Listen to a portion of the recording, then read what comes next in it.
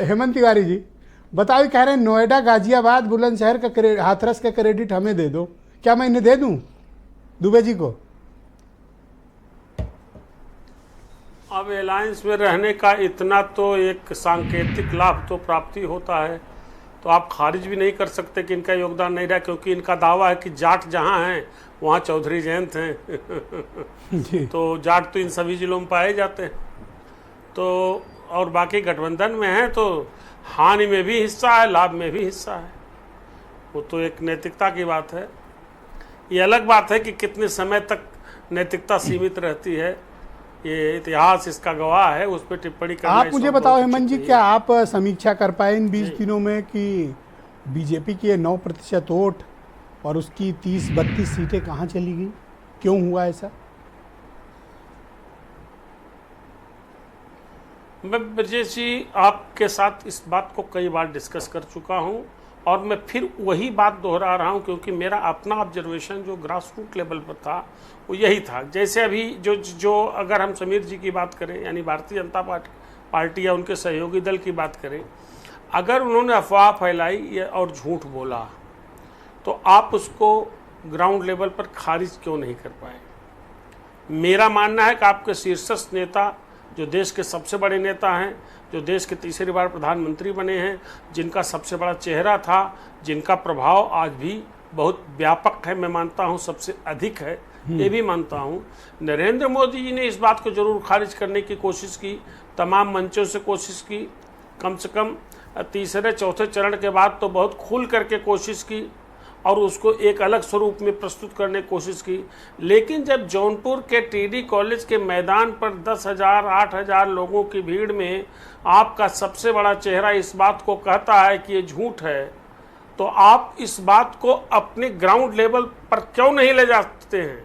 आपकी जो सबसे बड़ी फोर्स है, सबसे बड़ी ताकत आपका वर्कर है, जिस पे आपको नाज है, वहां तक ये बात क्यों नहीं पहुंचती और वो इस बात को जनता के बीच में क्यों नहीं क्लैरिफाई कर पाते हैं?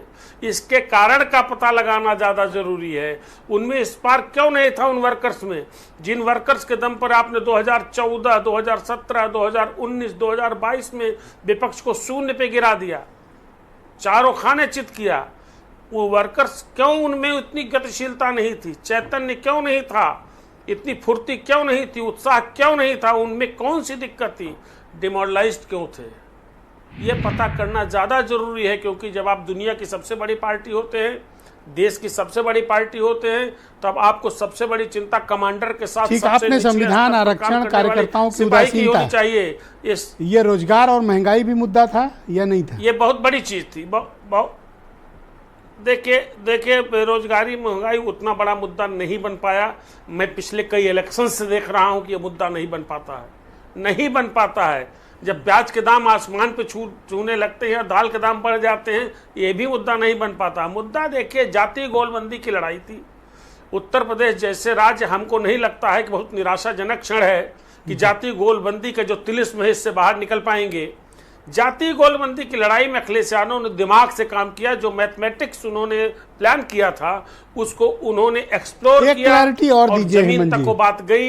ये सहयोगी दल जो बीजेपी के थे, ये up to the mark performance क्यों नहीं कर पाए? ये इतने बुरी तरह फेल क्यों रहे?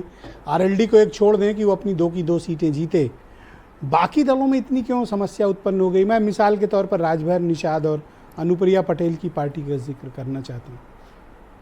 जी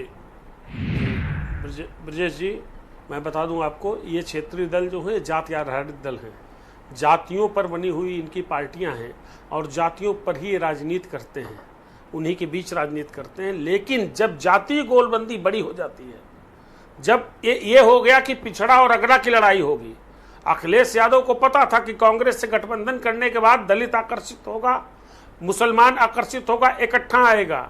और ये भी बता दूं, ये गठबंधन भी बहुत जरूरी था अखिलेश यादव के लिए, खाली कांग्रेस के लिए नहीं, क्योंकि इस बार दलित और मुस्लिम ये देख रहा था बहुत अच्छे निगाह से कांग्रेस की ओर, तो इसीलिए बड़ी मुश्किल हालातों के बावजूद गठबंधन हुआ, उसका लाभ उन्हें मिला। तो ये जो गोलबंदी हुई इंडिया गठबंधन की, बीजेपी अभी उस सदमे से उभर पाई है या नहीं उभर पाई है, या बीजेपी इस सच को स्वीकारना नहीं चाहती जो जनादेश आया है? मैं आपको फिर बता रहा हूं, बीजेपी को अल्टीमेटली उसी लाइन पे जाना पड़ेगा। अगर अखिलेश यादव को रोक नहीं पाए तो अखिलेश यादव बहुत आसानी के साथ 2027 में उत्तर प्रदेश में सरकार बना लेंगे गठबंधन के साथ का, अगर ऐसे ही परिणाम रहे। और ऐसा परिणाम रोकने के लिए आपको फिर उसी जातीय आधार पर जाना पड़ेगा। आपको ओबीसी और दलित लीडरशिप को तवज्जो देनी पड़ेगी, सरकार से लेकर संगठन तक। अरे और क्या दे दे बीजेपी, सब तो दिया हुआ है, इनको आपको और आगे क्या क्या बढ़ाना दे दे पड़ेगा। बीरेन जी।